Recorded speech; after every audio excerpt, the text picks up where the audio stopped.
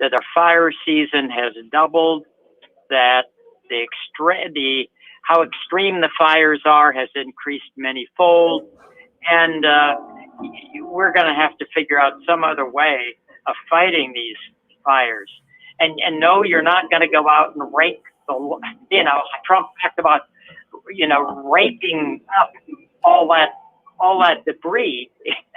That's impossible. But you have to figure out different ways in which you work on forests, because they are just so vulnerable. And it's the heat and it's the drought, and that combination is doing what's going on.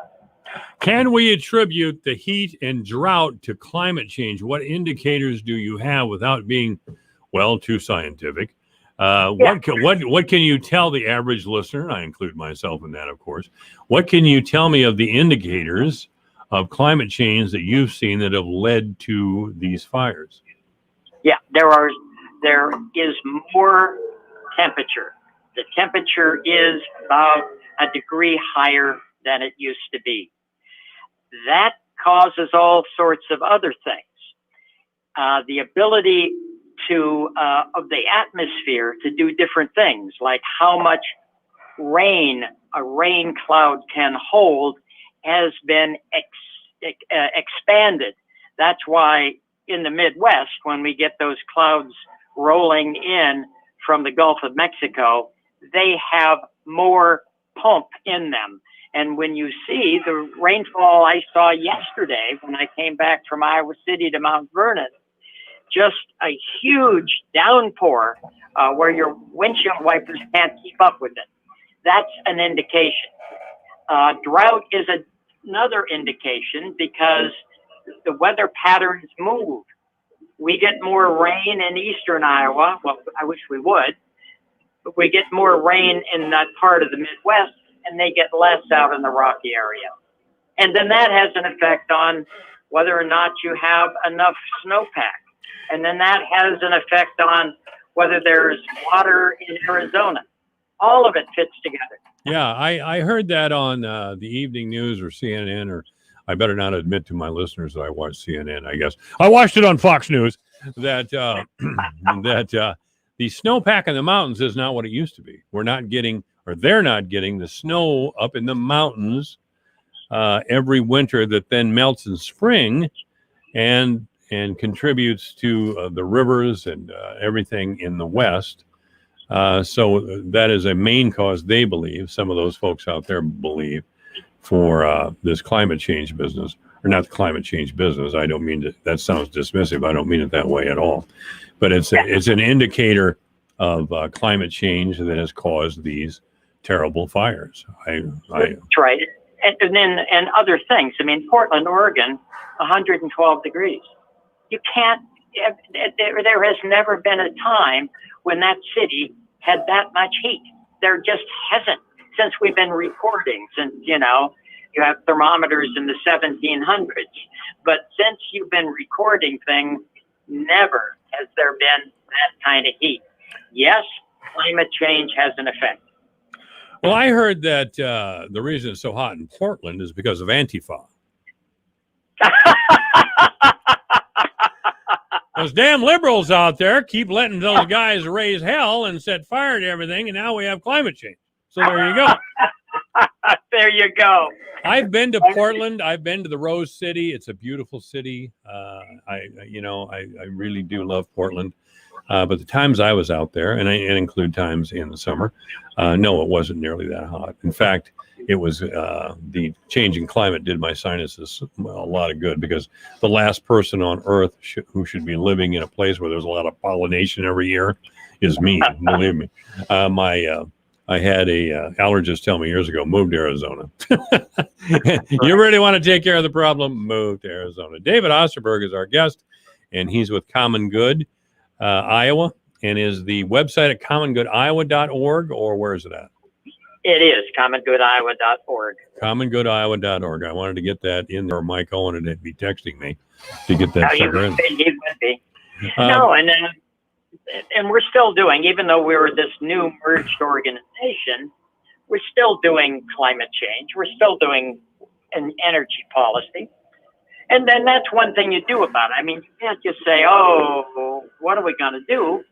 Well, last year, the electricity produced in Iowa, 60% came from those wind turbines. Yeah. Oh, my golly. And it's all local. I mean, we're not importing coal to burn in a power plant. We are using our own resources to make that electricity. And that also helps climate change. So many of the things you do for climate change help your economy. I want to ask you some broader questions about federal policy or impending federal policy. Joe Biden, again, is solidly on board with the need to move climate change legislation forward. The key mistake I think he makes is the great mistake Barack Obama made. Barack Obama used to say, I continue to believe that American leadership on climate change will change the course of climate problems in our world. And I just think that's false. I don't think it's intentionally false on Obama's part or Biden's, but it's more of a wish than a reality.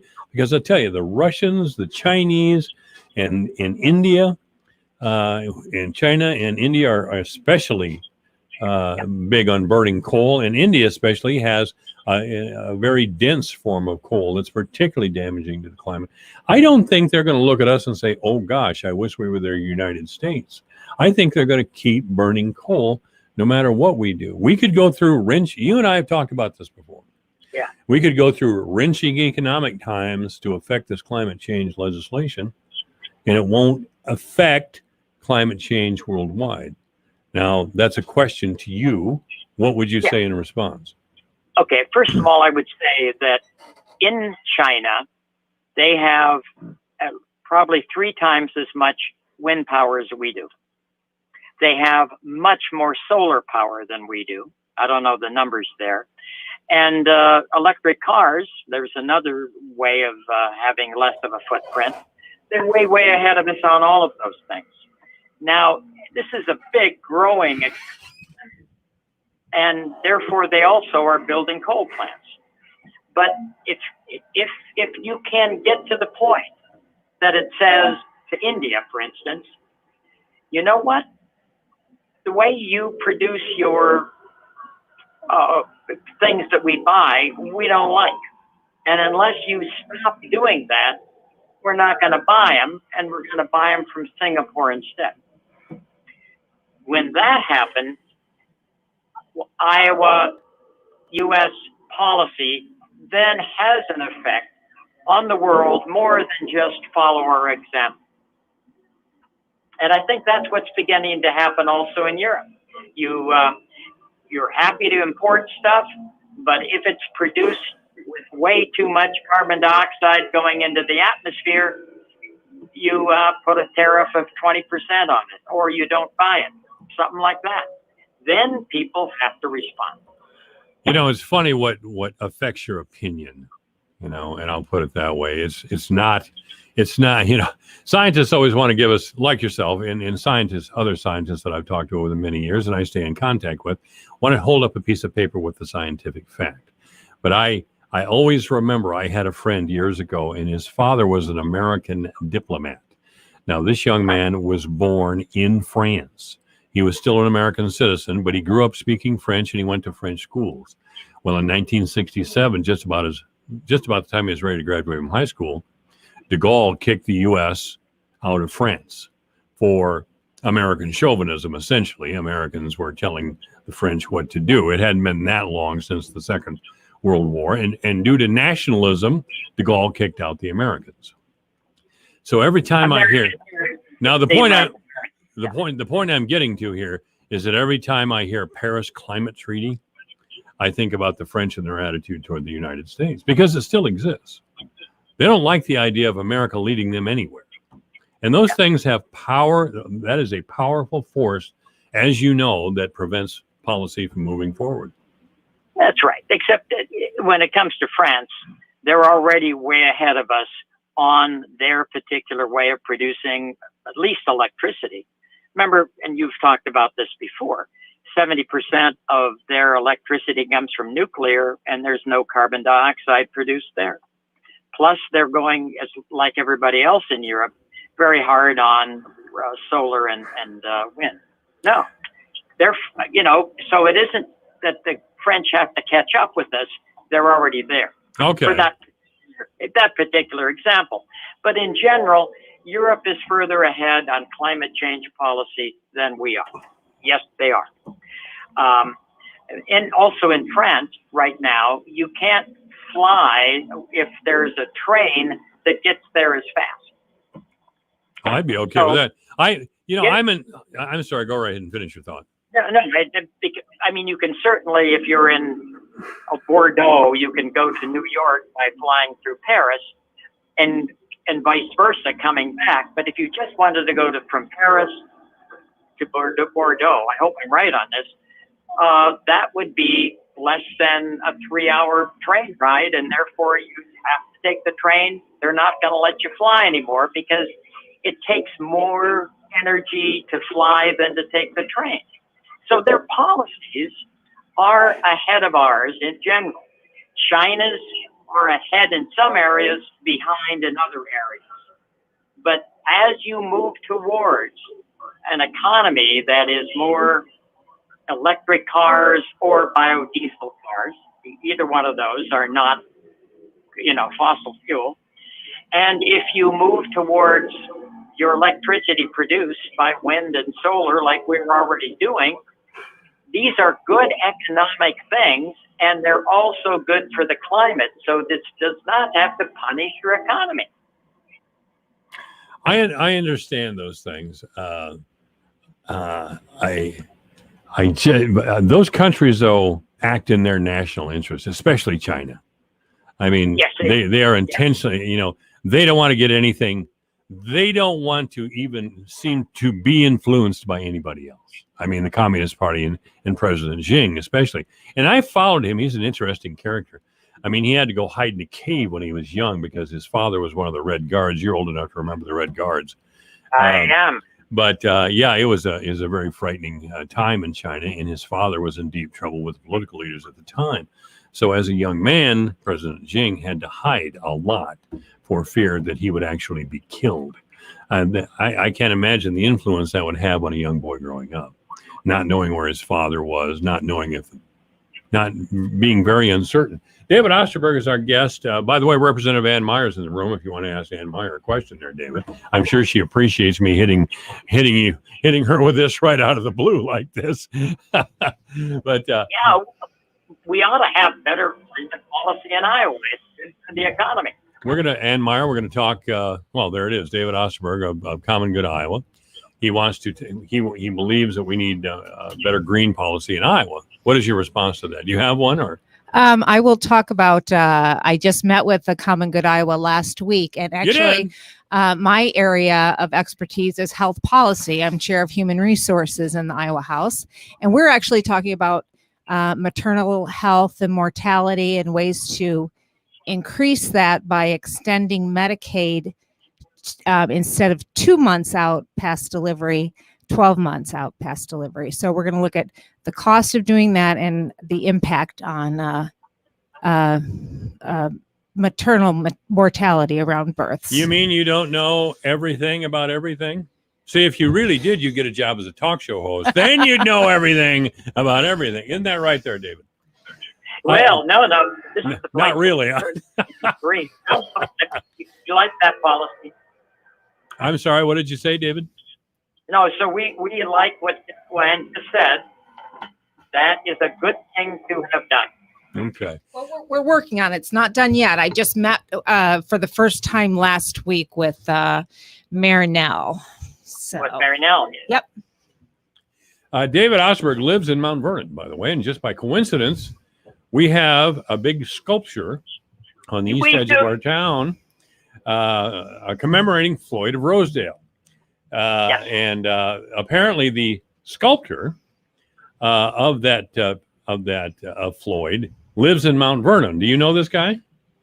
Dale, I sure know him. Okay. We have a bunch. In fact, I have my wife just did an art piece for the front yard by Dale.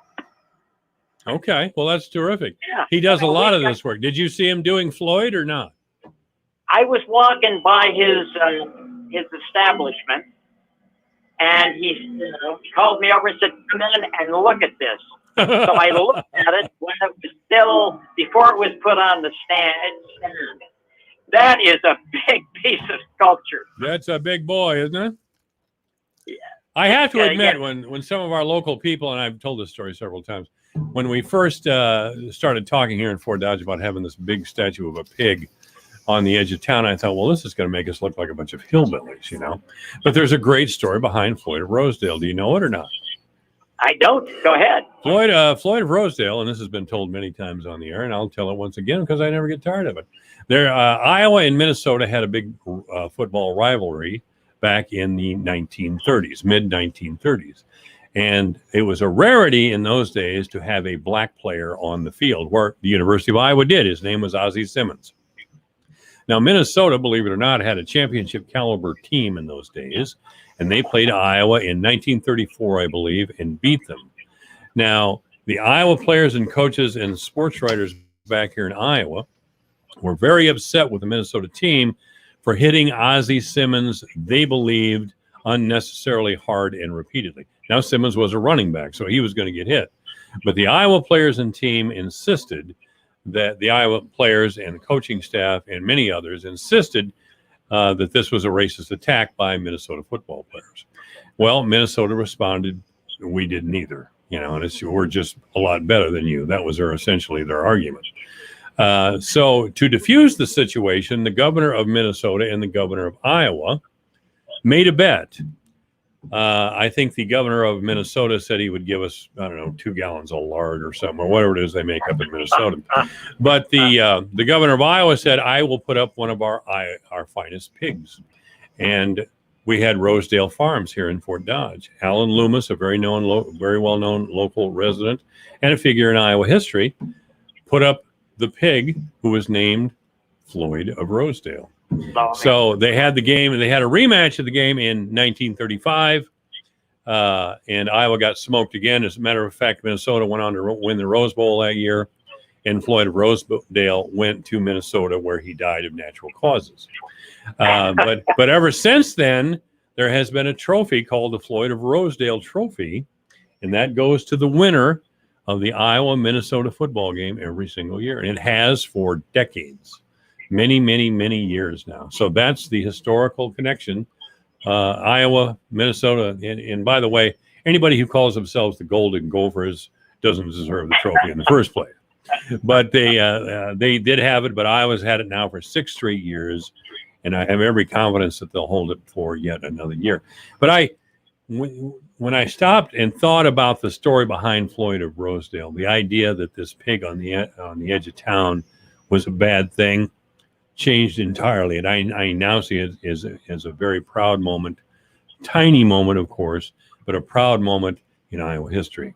So the University of Iowa and maybe Minnesota was innocent, I don't know, but it was a very early example of the people of Iowa standing up against what they considered unfair treatment of a black athlete, and that can't be bad. That's a good story. That is a good story. It was almost lost to history. You know, it's just one of those things. As a matter of fact, I think part of this effort was spurred by the fact that a lot of young people knew about the trophy, but had no idea why. It was a trophy of a pig named Floyd of Rosedale. So there you go. And now you're going to know it, because that is a gigantic pig. That's a big boy, isn't it? Wow. Now this guy Dale's becoming he's becoming a big deal. So we bought, a couple of plant stands, things like that when he was starting out. And now I think he's made it. And you guys in Fort Dodge helped him. Yeah, him and one of his sons and another worker, maybe a couple of workers who live there in the Mount Vernon area, came up here to set Floyd on his permanent resting place. Quite a deal. They had a crane out there from Woodruff Construction, and they set it, and I of course drove right out there, and very impressive. And apparently your community college, their driver training program, sent a truck down to carry it up. It was a real community street. I think that's correct, David. I think that's correct. All right. David Osterberg has been our guest. It's always a pleasure to have David Osterberg on the air. Any final thoughts, David, or have we saved the world enough for one day? Well, I mean, you got to start believing it. You have to accept the reality of climate change. I thought I told you I accepted it. I'm just not. I'm not. I don't think you're accepting the reality, and many others, including Joe Biden, that this is going to be wrenching economic times, and it's not going to hurt guys like you, David. It's not going to hurt guys like Joe Biden. It hurts people in my neighborhood, and that's a deep concern. And we're out of time. We'll have to come back and talk about that later. Thank you, David. Later on. All right. All right. All right. Thanks a lot. This is AM 1400 KBFT, the voice in Fort Dodge. The Dragon boats are back, and teams are forming now. Call your friends. Call your neighbors. Call whoever can help get your Dragon over the